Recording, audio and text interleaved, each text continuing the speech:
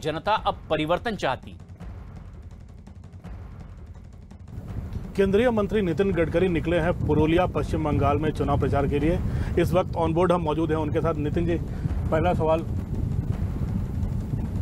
BJP क्या उम्मीद है 6 साल के संघर्ष के बाद? आपको लगता है सत्ता में वापस आ पाएंगे? देखिए, इस बार बंगाल की स्थिति ऐसी है कि बंगाल की जनता ने लेफ्ट पार्टी के गवर्नमेंट को आजमाया है। निराश होकर कांग्रेस को भी उन्होंने आजमाया है और दोनों से निराश होकर फिर उन्होंने ममता जी को अवसर दिया। अब बंगाल की जनता ममता जी पर भी नाराज है, परिवर्तन चाहती है और परिवर्तन के रूप में देश में मोदी जी के नेतृत्व में हमारी सरकार ने जो अच्छा काम किया है, अब वो काम को अगर बंगाल का डबल इंजन लग जाता है तो मेरा हिसाब से जनता अब चाहती है विकास और हम लोग कर सकते हैं। भारतीय जनता पार्टी बंगाल की तस्वीर बदल सकती है, ये विश्वास लोगों के मन में है और लोग अब ममता जी की सरकार को बदलना चाहते हैं।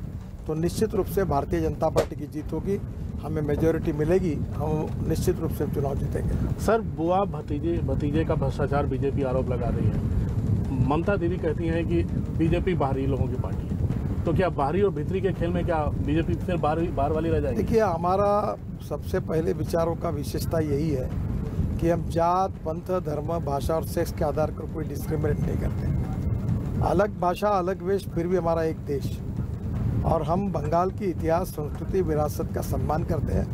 हम सब एक हैं, यही हमारी भावना है और इसलिए इस प्रकार का चुनाव में प्रचार करना, चुनाव जीतने के लिए ये हमारी विचारधारा परमिट भी नहीं करती और हम ऐसा काम भी कभी नहीं करते। एक हिंसा जिससे पूरा देश मुक्ति पा चुका है, चुनावी हिंसा से, वो हिंसा एक बार फिर बंगाल में बढ़ती नजर आ रही है। असलहे बरामद हो रहे हैं, बम बंदूक बरामद हो रहे हैं। क्या इस बार तैयारी है चुनाव आयोग की, केंद्र सरकार की, कि हिंसा न हो? क्या आपको उम्मीद है कि हिंसा रहित चुनाव होंगे?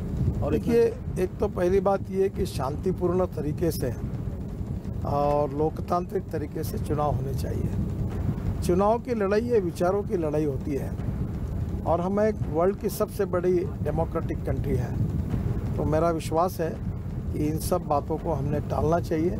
सभी पार्टियों ने शांति और संयम के साथ लोकतंत्र की जीत होगी अगर चुनाव शांतिपूर्ण होगा तो, लेकिन उसके लिए सहयोग करना। लेकिन राजनीतिक हिंसा हो रही है, बीजेपी का आरोप लग रहा है कि हमारे कार्यकर्ताओं को तृणमूल कांग्रेस वाले मार रहे हैं और चुनाव में हिंसा होगी तो मुझे लगता है हिंसा किसी भी तरीके से हो और कोई भी करे उसकी निंदा करनी चाहिए।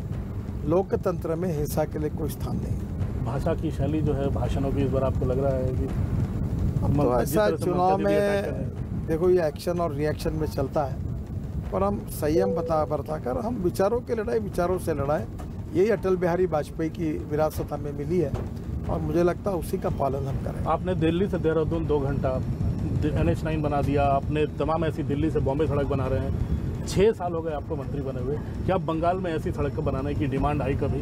क्या बंगाल में सड़क केंद्र सरकार से उस तरह से मदद ली ममता बनर्जी की सरकार ने? बंगाल में भी हमने काफ़ी रोड बनाया है, काफ़ी काम किया है, पर land acquisition, utility shifting, forest environment clearance में अगर सरकार का और अच्छा सहकार्य मिलता तो और ज़्यादा काम कर सकते हैं और निश्चित रूप से हम बंगाल में करना भी चाहते हैं।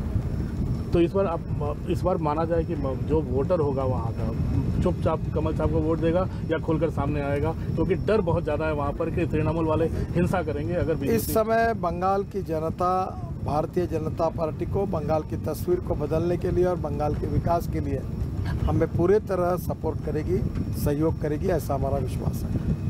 नितिन सर, एक और सवाल पूछना है उससे अलग हटकर। राहुल गांधी का कहना है कि इमरजेंसी जो हो गई उसका सबको दुख है, लेकिन अब आने वाले दिनों में अब जो हो रहा है वो इमरजेंसी से ही बदतर है, यानी आपकी सरकार को इमरजेंसी से ही बदतर सरकार बता रहे हैं। देखिए, मैं इमरजेंसी को भुगत-भोगी हूँ। मेरे ग्रैंडफादर इमरजेंसी में मर गए जब मामा मेरे जेल में थे। अब मैंने अपना उस साल शिक्षा का करियर छोड़ दिया और इमरजेंसी के कारण फिर मैं राजनीति में आया जयप्रकाश जी की प्रेरणा से। तो ये मैंने देख चुका हूँ, वो बहुत ही बुरी हालत थी। मुझे याद है कि सुप्रीम कोर्ट में नीरेन डे जो एडवोकेट जनरल थे, अटॉर्नी जनरल, उन्होंने जो जवाब दिया था, उनको पूछा था जज ने कि अगर कोई इमरजेंसी में गोली मार दे किसी को तो क्या उसको न्याय मांगने का भी अधिकार नहीं है? तो उसका जवाब था कि नहीं है। अगर कोई पुलिस अधिकारी गोली मारता है और कुछ होता है तो उसको एबियस कॉर्पस में न्याय मांगने का अधिकार नहीं, वो स्थिति थी। राहुल गांधी शायद उस स्थिति का अनुभव उन्होंने किया नहीं होगा, वो बहुत बुरे दिन थे। और हमारे राज्य में अभी ऐसी कोई इमरजेंसी नहीं है, हम लोकतंत्र के साथ चल रहे हैं। उनका आरोप बेबुनियाद और गलत है। सीए हटाओ, हम आएंगे तो सीए हटाएंगे। असम में राहुल गांधी भी पट्टा डाल के गले में घूम रहे हैं, प्रियंका गांधी भी जनता में संदेश दे रही है। देखिए, उनकी अपनी विचारधारा है। हम देशभक्त हैं, राष्ट्रहित की बात करते हैं और चुनाव जीतने के लिए विदेशी नागरिकों को मतदार बनाना और उनको उनके साथ लेना, ये काम अभी ज़िंदगी में कभी नहीं करेंगे। राष्ट्रहित हमारे लिए सर्वोपरि है। पॉलिसी ऑफ अपीजमेंट, तुष्टीकरण की बात आप लोग आरोप बार बार ममता बनर्जी पर लगाते रहे, लेकिन आरोप लग रहा है कि बीजेपी वहाँ बहुत ज़्यादा ध्रुवीकरण कर रही है, जय श्री राम करके कर रही है, ताकि हिंदू मुसलमान बंटवारा हो और बीजेपी जीते। नहीं, हम कभी जातिवाद और सांप्रदायिक की राजनीति का कभी आधार नहीं लेंगे, ना हम करना चाहते। हम केंद्र में जो हमने विकास कार्य किए हैं उसी के बदौलत बंगाल की तस्वीर को बदलना चाहते हैं और उसी के आधार पर चुनाव लड़ना चाहते हैं। एक आपने कहा था ईज ऑफ डूइंग बिजनेस, आपने कहा कि कई कंपनियां, बड़ी बड़ी कंपनियां, टेस्ला जैसी कंपनी आए, हम 3 से ज़्यादा सुविधाएं देंगे। क्या कहना है इसके बारे में आपको? निश्चित रूप से आएगी। हमारा देश ऑटोमोबाइल हब वर्ल्ड का नंबर 1 का बनेगा 5 साल के अंदर, ये हमारा सपना है। अब 4.5 लाख करोड़ की इंडस्ट्री है, 10 लाख करोड़ की होगी, रोजगार मिलेंगे, एक्सपोर्ट बढ़ेगा और आत्मनिर्भर भारत में ऑटोमोबाइल इंडस्ट्री में ई व्हीकल, ई कार, ई बस, ई स्कूटर, बाइक, 2 व्हीलर लगता है और उसके साथ ethanol, methanol, biodiesel, bio CNG, electric आएगी और देश की तस्वीर बदलेगी। अब स्क्रैपिंग पॉलिसी भी आई है और मेरा विश्वास है और टेस्ला जैसी बड़ी कंपनी आपको लगता है इंडिया आएगी? सब आएगी, क्योंकि हमारे यहाँ सब प्रकार की स्किल मैन पावर है। हमारे vendors engineering point of view बहुत कॉम्पिटेंट है, हमारी कॉस्ट कम है, लेबर कॉस्ट कम है। निश्चित रूप से स्क्रैपिंग पॉलिसी के बाद रॉ मटेरियल भी मिलेगा, तो निश्चित रूप से हिंदुस्तान ये ऐसी डेस्टिनी होगी कि हिंदू वर्ल्ड के सभी लोग यहाँ आएंगे। आखिरी सवाल नितिन जी, 5 राज्यों में चुनाव है, क्या स्कोर रहेगा? 5-0, 4-1? हम तो सभी राज्यों में इस बार चुनाव के लिए अच्छी जीत हासिल करेंगे, ये हमारी उम्मीद है।